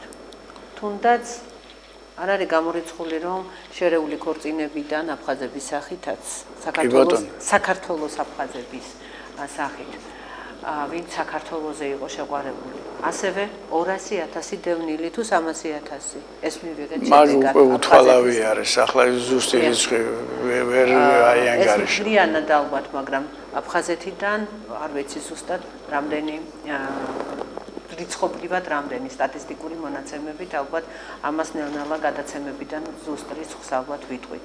ასევე საქართველოს დასავლეთი მთლიანად იქნა აი ამ ომიდან შევიწროებულ განადგურებული. მოკლედ 27 სექტემბერი საქართველოსთვის დიდი ტრაგიკული დღე არის, მაგრამ ჩვენ გვყავს გმირები, რომლებმაც სამშობლოსთვის თავი დადეს და ამ გმირებს გარდაცვლილებს მინდა გარდაცვლილების ოჯახებს მინდა უთანაგრძნო და ვინც ცოცხლები გადარჩა, მინდა მადლობა ვუთხრა იმისათვის, რომ მათ ჩვენი გულისთვის, სამშობლოს გულისთვის თავი დადეს და ასე მინდა იმ ეროვნულ ადამიანებს, არა აქვს მნიშვნელობა კანონიერი ხელისუფლების წარმომადგენლები ქვიათ, უბრალოდ ეროვნული ადამიანები, უბრალოდ ქართველები ქვიათ, მე მინდა ცოცხლებს მოვეფერო ბატონო ფირუზ და ამ თემაზე ჩვენ აუცილებლად გვექნება თქვენთან როგორც ხელისუფლების წარმომადგენელთან საუბარი, რომ როგორ მოვექცეთ ცოცხლად გადარჩენილ ადამიანებს, რომლებმაც სამშობლოსთვის თავი დადეს, მაგრამ მათი ბრჭყალებში დანაშაული აღმოჩნდა ის, რომ ისინი ცოცხლები დარჩნენ და მათ პატრონი არ ყავთ. მოკლედ, ახლა გადავიდეთ სხვა თემაზე, თქვენის ნებართვით თუ არაფერი გექნებათ დასამატებელი. არა, ზუსტად სხვა რამეზე უნდა გადავიდეთ. კი ბატონო, მოდით რადგან ხელისუფლებაზე ვსაუბრობთ, მოდით არჩევნების თემას შევეხოთ, ხო? კი ბატონო. კანონიერი ხელისუფლების დროს ადგილობრივი არჩევნები და დღევანდელი ხელისუფლების დროს, როდესაც იწოდებიან სააკაშვილი მაგალითად საქართველოს მესამე პრეზიდენტი, კინაღამ ივანიშვილი ვთქვი, მარგველაშვილი ალბათ საქართველოს მეხუთე პრეზიდენტი, მე რიგითობა დამავიწყო და თქვენ რას იტყვით, აი ამბობენ რომ თითქოს დღევანდელი არჩევნები, თუნდაც წინა წლების არჩევნები არ იყო კანონიერი. თქვენ როგორც კანონიერ ხელისუფლებას გეკითხებით, შევადაროთ არჩევნები ერთმანეთს და მითხარით რამდენად კანონიერი. ჯერ ფაქტობრივობაზე შევადაროთ, თორემ ახლა არჩევნები კანონიერი რომ იყოს ის კანონიერმა ხელისუფლებამ უნდა დანიშნოს და მაშინ არჩევნები, თორემ ახლა მე და თქვენ რო ჩავატაროთ არჩევნები უკრაინაში, იმას არავინ არ ჩაგუთვლის, ხო? ისევია ახლა ახაც დამპყრობელი რო ჩაატარებს არჩევნებს, ის არჩევნები არა. ანუ ვინ ატარებს დღეს არჩევნებს? არჩევნებს ატარებს საოკუპაციო რეჟიმი. საოკუპაციო რეჟიმი დანიშნა თავის დროზე ამერიკა, ხო? საქართველოს ხელისუფლება საქართველო არ ატარებს, ქართველიერი არ ატარებს არჩევნებს. არჩევნებს ატარებს თავის დროზე დამპყრობელი, რომ მოვიდა აქ, ელცინი იყო თუ ვინ იყო და რომ დანიშნა იმან, იმის მემკვიდრე ატარებს. ჩვენი მემკვიდრე არ ატარებს, ჩვენ არ ვატარებთ. ქართულ ერს არავინ არ ეკითხება ჭკუას. დაუშვათ არჩევნები იყოს თუნდაც, ხო? ამაოდ თანხის ხარჯვა არის ახლა თბილისში ადგილობრივი არჩევნები რომ არის. იმიტომ მე ხომ ვიცი რომ რაც უნდათ იმას გააკეთებენ. ახლა გუშინ წინებზე მომადგა ვიღაც კარებზე და მეუბნება რომ არჩევნებში თუ ღებულობ მონაწილეობას. არა, მე ვუთხარ რატომ უნდა მივიდე. და დაუშვა და მე მართლა ერთხელ მივედი არჩევნებზე და დამამხეს მე თავზე ზვიად გამსახურდია რატო აირჩიეო და გაგუყარენ საქართველოს და ახალდაც ეგება ისეთი კაი ვინმე ავირჩიო და ხო ვიცი თქვენ ვინც გინდათ მაინც იმას აირჩიო და მე რატო უნდა დამბრალდეს. ოღონდ ეგრეთ წოდებულ კარენოი თბილისელებს მიულოცავ ახლა რომ მეგრელები ხო არ მოწონათ ახლა გადმოიწევს ცოტა აქეთ საზღვარი ახლა სამტრედიელს დაუნიშნავენ მერად ოღონდ დააბრალებენ თქვენი არჩეულიაო კარენოი თბილისელებს მადამაეს არ მოწონთ მაგრამ კარენოი თბილისელებს ნუ ეწყინება არავინ არ ეკითხება ჭკუას როგორც მე არ მეკითხება არავინ ჭკუას მაგრამ მე არ ვიტყვიებ თავს არ მიდივარ მე გუშინ ტაქსის შოფერთან მომიწია საუბარი ჯეკი და ის გულშემატკივრობდა ნაციონალურ მოძრაობას და უდუმაშულს. კარგი ბიჭია, ახლა უდუმაშული რო შეხედო რაღაცა. მაგრამ რამდენი კარგი ბიჭია თბილისის მერად რატო გამოდგება ეს? თბილისის მერობას არ უნდა წოდნა, თბილისის ექიმობას თუ უნდა წოდნა, თბილისის მერობასაც უნდა წოდნა. ხოდა ბატონო ფირუზ, აი თქვენ დროს როგორ იყო არჩევნები? მე ვიცახი ადგილობრივ ჩვენ დროს ახლა მაშინ იყო პრეფექტი, მაშინ წამოვიდა სიტყვა მერი, ქალაქის მერი. კი, თბილისის მერი. თბილისის საბჭოს თავმჯდომარე თუ ხო, აღმასრულებელი კომიტეტის თავმჯდომარე თუ რაღაცაზე. ყოველ შემთხვევაში მაშინდელი არჩევნები დღევანდელს იმიჯობდა რომ მართლა არჩევნები იყო, ხალხი მართლა ვისაც მისცემდა ხმას, მანდამაინც რგვალი მაგიდის წარმომადგენლები არა ურჩევიათ ყველგან. სხვასაც ირჩევდნენ. მაგრამ ახლა ქუთაისში რომ იყო, ოღონდ ის კი იყო, რომ აღტკინებული ხალხი ბევრი გულშემატკივრობდა ჩვენ და მართლა გაყალბება უნდოდათ. მე რადგან ქუთაისში ვიყავი და უზენაესი საბჭოს წევრებმა დავივალეთ, რომ ადგილობრივი არჩევნები და პრეზიდენტის არჩევნები ერთდროულად მიმდინარეობდა.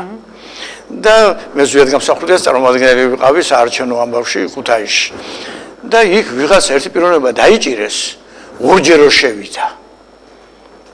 და ეს გაყალბება იყო, რა თქმა უნდა, აი საერთაშორისო დამკვირვებლები იმდროინდელი ოპოზიციონერებმა ჩვენ მომწონებმა გაშან დაიჭირეს ეს გამიზახეს მე მივედი და ვეკითხები ამას რა გინდოდა.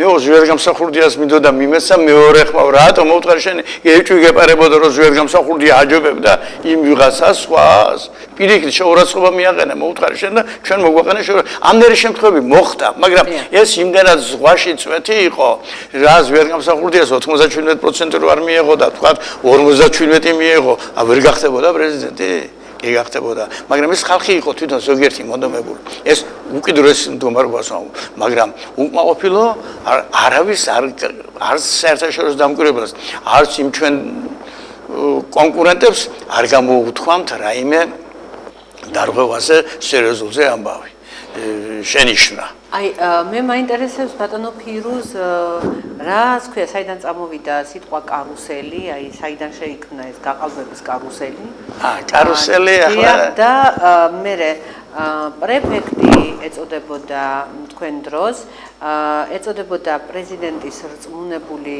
საქართველოს ამადა მხარეში და მე უცებ შეიქმნა გამგებელი და გუბერნატორი. მე მაინტერესებს კიდევ ის, რამდენ პროცენტიანი ბარიერი იყო და მაჟორიტარული სისტემა როგორი იყო და შევადაროთ თქვენ. კი ბატონო. კარგი, ანუ კითხვები მე უკვე ამოვწურე ამ თემასთან. კი, მაგას მე ვიტყვი და თანაც როგორ აჯობებდა იმასაც. დიახ. არჩევნების ერთი ჩვენ დროს მაჟორიტარობაც იყო და პროპორციულობაც და მე მგონი ორივე რომ იყო კარგი იყო ძალიან რომ ყველა რაიონს თავის წარმომადგენელი ყავდა და პარტიებსაც თავის წარმომადგენელი ყავდა ბარიერი იყო 4%-იანი ახლა 5%-იანია გონია 7-იანიც იყო მომენტში და იყო მაგრამ ახლა 3-იანია რა უფრო კარგი იქნება თუ ბარიერი დაიწევა დაბლა რატომ და აქ ვიღაცამ რომ ამაიღო 3% და რაღაც ესე იმას ძალა აქ და 1% რომ ყოფილიყო ბარიერი და 100 კაცი ირჩეოდეს სულ ერთ კაცს ხო გაიყვანდა ის მაინც და 3% რომ ამიღო 3 კაცს გაიყვანდა 3 დეპუტატს და იმას ეკარგება სულ და ვიღაცა დაუმსახურებლად ღებულობს და უფრო სამართლიანი იქნებოდა ასე მგონია მე და მანდა მაინც ახლა ძალიან დიდი ბარიერი არ უნდა იყოს აი პატარა პროცენტები მაინც იკარგება და ის მიეცი მე პირველზე გასულს და ისე ბევრს ვერ მოიპოვებს ის თუმცა ახლა რომ ეკამათებიან ოცნების ხელისუფლებას მე ოცნების წარმომადგენელი არ ვარ კარგად იცით და ღმერთმა დამეფაროს მაგრამ ახლა რომ ერთპარტიული სისტემა ერთპარტიულად გადაწყვეტს, ერთპარტიულად არ გადაწყვეტს, მაგრამ მე შემეძლია ვთქვა, რომ ეს საოკუპაციო რეჟიმი რა შენ არჩევნებში მონაწილეობ, მისი კონკურენტი რო ხარ და აირჩი იმას პარლამენტი ქვია უკვე. ის კონსტიტუციის მიღების უფლება იმას აქვს. და შენ რატო ეუბნები იმას, რომ ერთპარტიულად პარლამენტმა მიიღო გადაწყვეტილება. შენი ჭუით. ამიტომ შეწყვიტე მაგაზე დავარი. ის პარლამენტმა მიიღო და არა ოცნება და რატო უნდა იყოს მრავალპარტიული ვერ გავიდეს თქვენი პარტია განაცვლელი არ მისცა ხო იყო ეს არჩევნები კანონიერი თქვენი შეტყობით თუ კანონიერი იყო მაშინ თქვენი პარტია არ ჩათვალა ამ ხალხმა ხალხი ენდო ამ პარტიას და ანებეთ მაშინ თავი ეს მე ვიცი რომ ეს არჩევნები არ ყოფილა მე მაქვს მაგის თმის უფლება მაგრამ ერთპარტიული კი არა სულ ერთად თქვენს რო იყოთ მაინც ერთპარტიული ხართ თქვენ ხართ იმ პარტიის წარმომადგენელი რომელსაც ჩემო დამპყრობელმა მოიყვანა აქ გასაკეთებელი კიდევ ბევრია ეს სლოგანი ჯერ კიდევ კომუნისტების დროს იყო ეს დევს ის ხონებული სტალინის დროს ეს არის ნაციონალების სლოგანი ახლა მე არ მინდა რაღაც პოლიტიკურ მასში ძალიან პოლიტიკაში გადავიდეთ ამ გადაცემაში მაგრამ პოლიტიკას მაინც ვერ მოვცილდებით იმიტომ რომ აქ საქართველოს ბედი წყდება ბატონო ფირუზ როგორ მეტყვით ცუდი სლოგანი არ არის, გასაკეთებელი კიდევ ბევრია, მართლა გასაკეთებელი კიდევ ბევრია. გააჩნიერი გაკეთება საპირე. ხო, აი თქვენ რომ იყოთ ისევ ხელისუფლებაში, გასაკეთებელი ბევრი რა იქნებოდა თქვენთვის? გასაკეთებელი ახლა ბევრი იქნებოდა, რაც ახლა ამ ხელისუფლებამ გააფუჭა იმის შემოbrunება. მაგალითად ახლა გააფუჭა, არა გააკეთა, ჯერ ის მითხარით და მე რა გააფუჭა? არა, გააკეთა სწორად ის რომ გააფუჭა. გააფუჭა მაგალითად განათლების სისტემა, იმაზე ხოლმე ჩვენ აგერს ასაუბრობთ. და განათლების სისტემა შემოატრიალა ისე, რომ რაც შეიძლება განათლება არ მიეცეს ახალგაზრდობას. მაშინ მოდით, ყველაფერი, რასაც დღევანდელზე ვისაუბრებთ, გავაკეთოთ პარალელი კანონიერი, ანუ 90-იანი წლების ხელისუფლების დროს. კი ბატონო, გავაკეთოთ. მაგალითად, ჩვენი არ გამოვიყენო ეს კანონიერი ხელისუფლება 90-იანი წლები და დღევანდელობა. საქართველოს საკუთარი ხელისუფლება როცა ყავდა, მაშინ ჩვენ დროს პრიორიტეტი იყო სკოლაში საგნების შესწავლა. ფიზიკა, ქიმია, მათემატიკა, ბიოლოგია, ქართული, ისტორია. რომელ ენაზე? არა, ყველა ესენი პრიორიტეტი. რომელ ენაზე? ქართულ ენაზე, რა თქმა უნდა. და ახლა პრიორიტეტი სკოლაში არის თამაშობანი, გართობანი და რაღაცა სხვები. მაგალითად, ამ მინისტრმა რა, წინა განათლების მინისტრმა თქვა, რომ აფხაზეთისანი რთულია, ბატონო, რატომ უნდა ვასწავლოთ სკოლაში ბავშვებსო? და ასწავლიან რაღაცა სხვას თურმე, უნდა ასწავლოთ თურმე. ახლა ამ მინისტრმა თქვა, ვაშლები უნდა დაურიგოთო და ვათამაშოთო. ეს სპეციფიკა ვაშლების ალბათ უფრო უმჯობესი იქნებოდა ეთქვა ქლიავი უნდა დაურიგოთო და გამოვაქლიავებენ ალბათ ბავშვებს. იუმორით არ ვამბობს, სერიოზულად ზუსტად. ისა რომ ყურადღება გადაეტანონ სხვა რამეზე. იქ ის ამბობდა სექსუალური სწავლება უნდა შევიტანოს სკოლაში. არ უნდა ბატონო მაგას შეტანა სკოლაში. სკოლაში შენ ასწავლე ბავშვს მათემატიკა და მეცნიერება და ქართული და ისტორია. ჩვენ დროს მისაღები გამოცდებზე სავალდებულო იყო ქართული ყველგან და ჰუმანიტარულზე საქართველოს ისტორია. ახლა სავალდებულო არის უცხო ენა ყველგან და ზოგადი უნარები. თურმე ასე არის ევროპაში. და ზოგადი უნარებში ისია გამარტივებული საქმე 3-ს მივატოთ 4. ნოდარდუნბაძეს აქვს 1, 5, 5-ია არა უშავს 3-ას დაგიწერენ. თავარი 23 არ უნდა თქვა. და ასე არა და თანაც მასწავლებელ სკოლაში უგზავნიან ბავშვის დატუხსვას. ბავშვი გარყვნილად და უზრდელად თუ იქცევა, არ უნდა დატუხსო, მისი უფლებები ილახება. მე ბავშვისთვის კარგი რომი და ჩემი შვილიშვილის რომი და კარგი, იმიტომ გავუწყრები, თორე სხვა შვილიშვილს ვერ ვაკადრებ, ეგება რაღაცას. ეს სიყვარულითაა და იმითაა და თუ არ დავტუხსიაბა როგორ გავაკეთე, ისე პედაგოგიკაში ახალი მეთოდები შემოვიდა. პედაგოგიკასთან გამახსენდა გუშინწინებზე ჩემარ ძალმა დედაენა ნახა რაღაცა და მოიტანა სახლში. ვიღაცა ადრინდელი გამოცემა თუ არა, დედაენა აწერია, ზერთუ არა, ვიღაცა ჭიჭიკო და ბიჭიკოს გამოცემული დედაენა არის. მისი გვარები წერია 4 კაცის და წერია, ხატია, შეგით რაღაცები და ასწავლიან ამას. თქვენ გაიდეთ მამიშვილებო. იაკო გოგებაშვილის დედაენა არსებობს. სოფლიოში ბადალი რო არ მოეძებნება და ანბას ბავშვი სწავლობს, შენ რო არ დაუშვდე ისედაც. რომელი ასოციაციის იმნერი ასოციაციის შემდგარი სიტყვებია შეგით. ხატია, იხვი და ერთი ასოციაციის მარტო შეგით ბავშვმა და ის უნდა გაიზეპიროს მთლიანად. ანდა ხატია რაღაც დიდი რატო იღონე ბატონო? იაკო გოგებაშვილზე კარგი პიროვნება ხარ თუ რა. ახლა იგივე ეს დაახლოებით ვეფხისტყაოსნის მოკლეშინა არსი რომ დავწერო და დავაწერო თავზე ვეფხისტყაოსანი და ფირუზ დიაკონიძე მივაწერო ზეთ. და ეს ვეფხისტყაოსნის მაგივრად ეს შევიტანო სკოლაში და მოკლეშინა არსი ისწავლოს ბავშვებმა. რატომ? იმიტომ რომ დაჩლუნდეს ეს და იმის წიგნით ვერავინ ვერ ისწავლის ანბანს.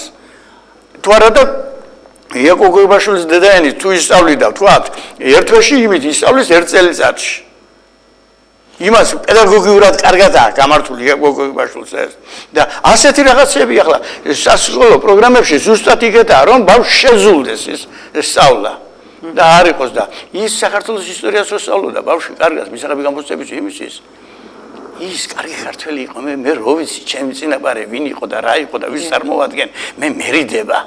და მწვენია მე ვირობისი ჩემს ზურს უკან დავით აღმაშენებელი დგას და ვახტანგ გორგასალი ის სხვა ამბავია და ამაყად ვარ უფრო და არავინ რო არა და რაღაცა როა ის სხვა ამბავია და ამათ თავში უჩიჩინებენ თურმე აგერ დაიწყო 2003 წლიდან საქართველოს სახელმწიფოს მშენებლობა მე ახალი მოვა ვიღაცა და იტყვის არა ბატონო 2012 წლიდან დაიწყო და ასე შემდეგ და არა გენაცვალე ბატონო ფირუზ, ერთი თხოვნა მექნება თქვენთან, როგორც უკვე მომავალში გადაცემების წამყვანთან. აიაძლება, მე კიდევ დავაანონსებ ამ გადაცემას PKTV-ის ეთერით ფირუზ დიაკონიძის საავტორო პროგრამა გავა რუბრიკით აიაძლება.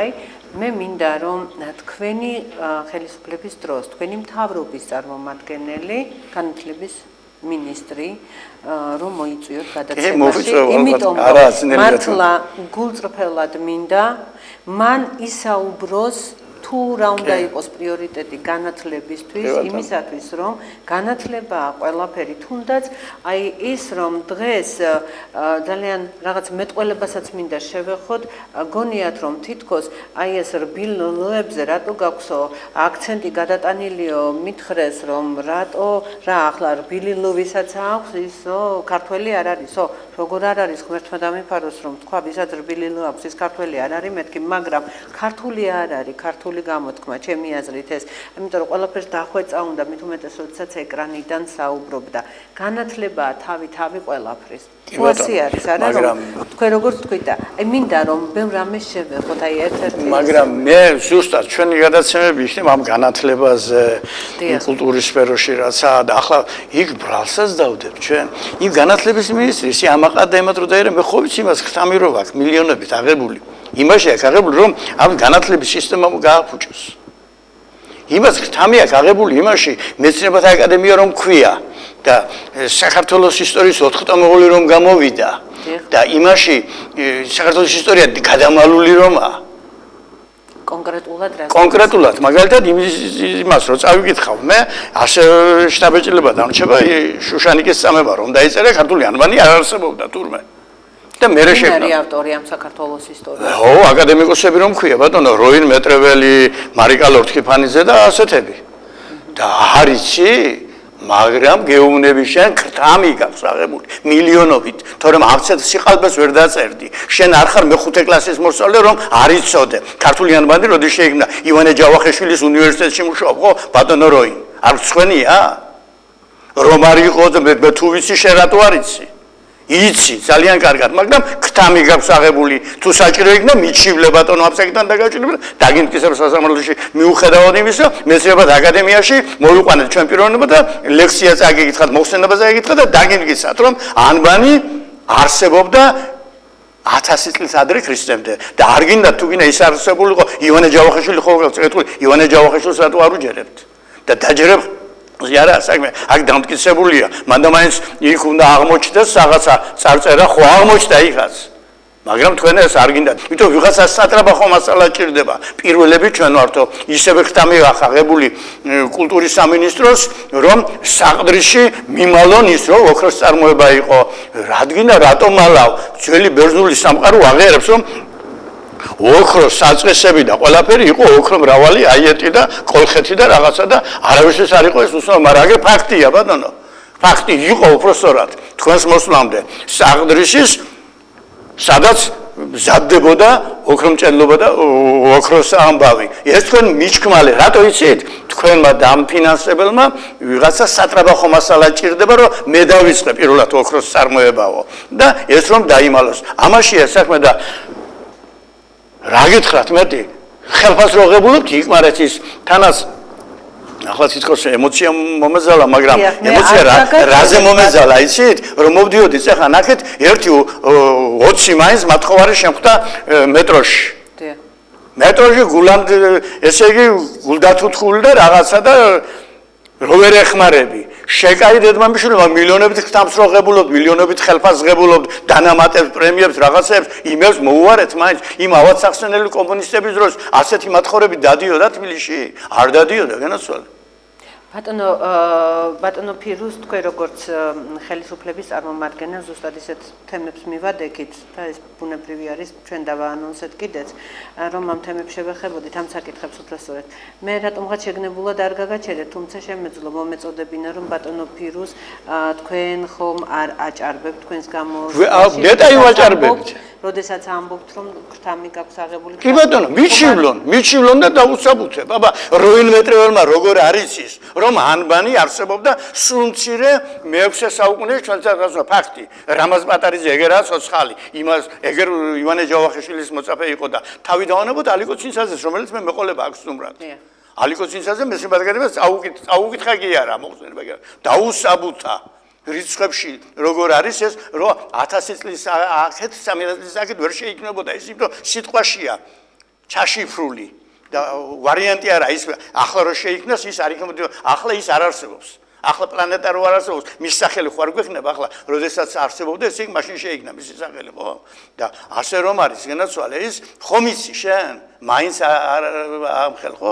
ესე იგი რაღაცა ამოძრაებს, რაღაცა სხვა მიზეზი. ესე იგი რაღაც სხვა მიზეზია და ის ზუსტად ეს მინდოდა მეკითხა, რა არის მიზეზი იმისათვის, რომ დაიმალოს საქართველოს რეალური ისტორია, რატომ გვიმალავენ მომავალ თაობაზე. ახლა უამრავი არის.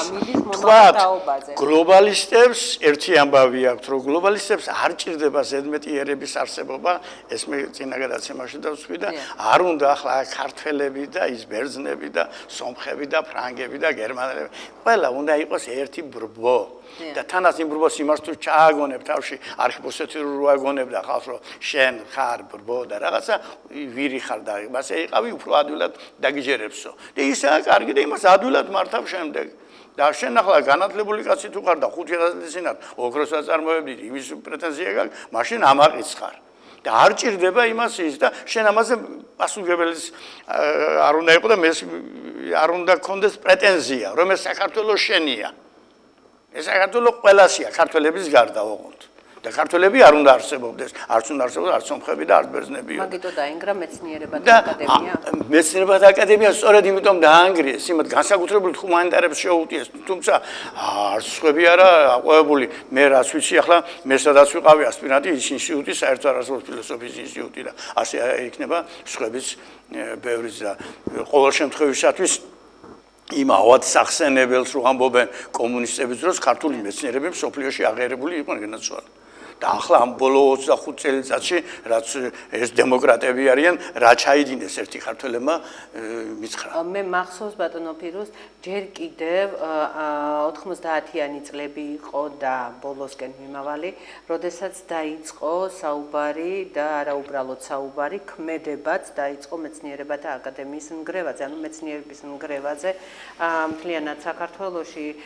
ამას ბევრი მეცნიერი შეეწირა, ისინი გამოყარეს, მათ აღარ მიცეს საშუალება მოღვაწეობისა.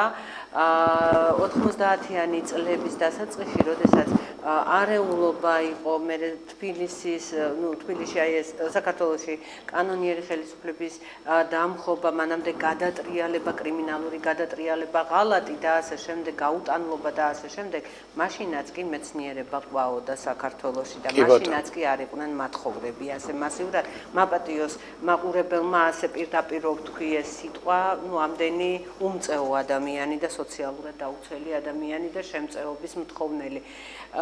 ბატონო ფირუზ, მე ისიც კარგად მახსოვს, როდესაც ეგრეთ წოდებული თურქი მესხების საკითხი დადგა მათი აი აქ ჩამოსახლებისა, მოდით ამაზე სხვა გადაცემაში ვისაუბროთ, რას ნიშნავს თურქი მესხი და რა პოლიტიკა გატარდა ეს საქართველოსთვის, მაგრამ ამას თუ არ ვცდები, მრგვალი მაგიდის ერთ-ერთმა წარმომადგენელმა სხვა დანარჩენთან ერთად გურამ მამულია მოაწერა ხელი. რამ განაპირობა ყოველივე აი ეს რა იყო მიზანმიმართული ბრძოლა საქართველოს წინააღმდეგ, თუ რა არის, აი რას ნიშნავს ის მე ახლა ერთმანეთში ავურიე საკითხები, მეცნიერებათა აკადემიაც თქვი, შემწეობის მდგომარეობის, იმიტომ რომ გადაცემა სრულდება და თითქოს რაღაცნაირად მინდა რეზიუმე დავაზუსტოთ მაშინ რაღაცა შეცდომა არ გავეყაროს.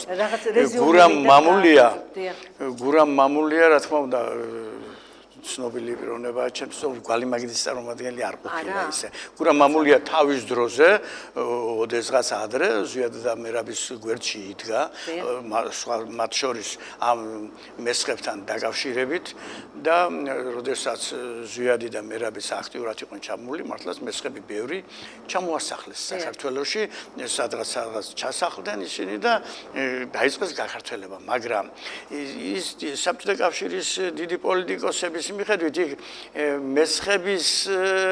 მესხებად ჩვენ ვთვლით ქართველებს, მესხი ქართველი უნდა იყოს, მაგრამ იქ რელიგიის მიხედვით იყო ის ხალხი უმეტესობა გადასახლებული, მათ შორის ბევრი მართლაც თურქი იყო და ისინი ყველა მოინდომეს და ზუსტად აგერ ჩვენი ხელისუფლება რომ მოვიდა ფაქტობრივ ხელისუფლებაში აყარეს იქედან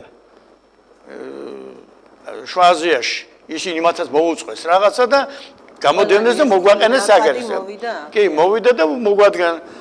ჩვენმა ხელისუფლებამ გავეცეთ პასუხი, ჩვენ გენაცვალე, ახლა ჩვენი ლტოლვილები გვიჭირს აგერ. ჩვენ ხალხს ვერ დავასახლებთ. ამას და მე დავასახლებთ. ჩვენ ხალხს და მერე მივიღებთ მაგათ. თანაც იმ ხალხს ჩვენ უნდა წაგვეყენებია პრეტენზია. ჩვენ თუ თურქი ხარ, ეგერაა ბატონო იმხელა თურქეთი. და მიბზანდი იქ. აქ ჩვენი ეს ქვეყანა არის საქართველო და თუ ქართველი ხარ და ქართული თუ იცი და ქართულად თუ აზროვნებ, მაშინ მოდი ჩემთან კი ბატონო, ქართველი თუ ხარ, მოდი.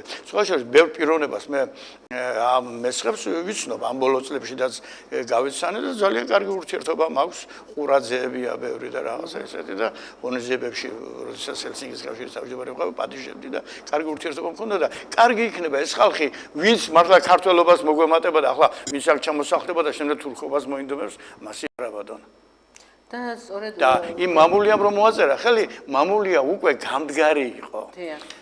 ზვიადის ბანაკიდან და ზვიადის და მერაბის მაშინ ერთად იყვნენ და როდესაც გვალიმაგიდა შეიქმნა, უკვე მამულია ჩვენთან არ მოიაზრებოდა.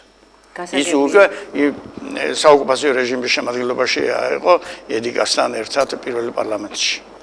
სამწუხაროდ ბატონო ფირუზ ჩვენი გადაცემის მაგრამ სიოცხლე გრძელდება და ჩვენ კვლავ შევხვდებით ერთმანეთს. ბატონო ფირუზ, ჩვენ მე და ბატონი ფირუზი ერთმანეთს ალბათ ხშირად შევხვდებით ხოლმე გადაცემაში ჩემს ავტორო რუბრიკაში ქორონიკონი, გაყალბებული ისტორიის საპირისპიროდ, საქართველოს გაყალბებული ისტორიის საპირისპიროდ, მაგრამ შეგახსენებთ რომ ბატონ ფირუზ ექნება თავისი რუბრიკა, რომლითაც იგი PKTV-ის მაყურებლების წინაშე წარსდგება PKTV-ის სტუდიიდან, ეს არის აია ძლევაი და იგი მეტად საინტერესო გადაცემებს შემოგთავაზებთ, ძირითადად მეცნიერებაზე, კულტურაზე და ასე შემდეგ და ესეც ალბათ გაყალბებული ისტორიის საპირისპიროდ იქნება, იმიტომ რომ რეალურ ისტორიებს ისაუბრებს, ქრონომეტრაჟი სავარაუდოდ ჯერჯერობით ასე ვფიქრობთ, რომ იქნება 40 წუთი და დღე, როგორც შევთანხმდით, მე და ბატონი ფირუზი, იქნება პარასკევი დღე,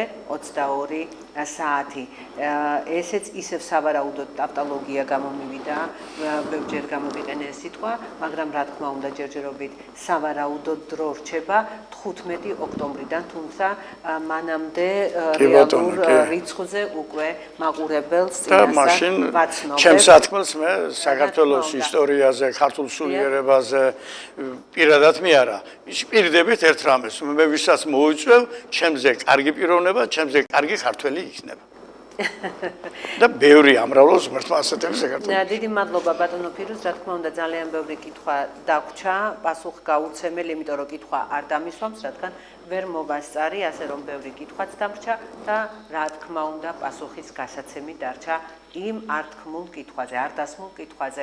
მე კიდევ ერთხელ გილოცავთ დღევანდელ დღეს, ჯვართამაღლების დღესასწაულს, გვეზიდოს უფლის ჯვარი, საქართველოს ჩვენი სამშობლოს საკეთილდღეო და კიდევ ერთხელ გულის ტკივილით აღნიშნავ 27 სექტემბერს, დღეს საქართველოს მოუკლეს აფხაზეთი, მაგრამ მათ ასე გონიათ რომ მოუკლეს არა ბატონო ფირუზ, რადგან აფხაზეთი საქართველოა. კი, აფხაზეთიდან დაიწყო დიდი საქართველო. აფხაზთა მეფეთ იწოდებოდა პირველ რიგში დავით აღმაშენებელი. ასე რომ აფხაზეთიც, სამაჩაბლოც, კოდორის ხეობაც და საერთოდ სრულიად საქართველო ჩვენია და ალბათ დადგება ის დრო, როდესაც იქნება საქართველო გადაჭიმული საიდან? ნიკოპსიიდან დარუბანდამდე. ღმერთს ვებარებოდეთ და დიდება იმ გმირების სულებს, რომლებმაც თავი დაწირეს სამშობლოსთვის. მადლობა ბატონო ფირუზ და წარმატებულ ეთერებს გისურვებთ 15 ოქტომბრიდან. კი ბატონო, შევეცდებით. დიდი მადლობა, ნახვამდის.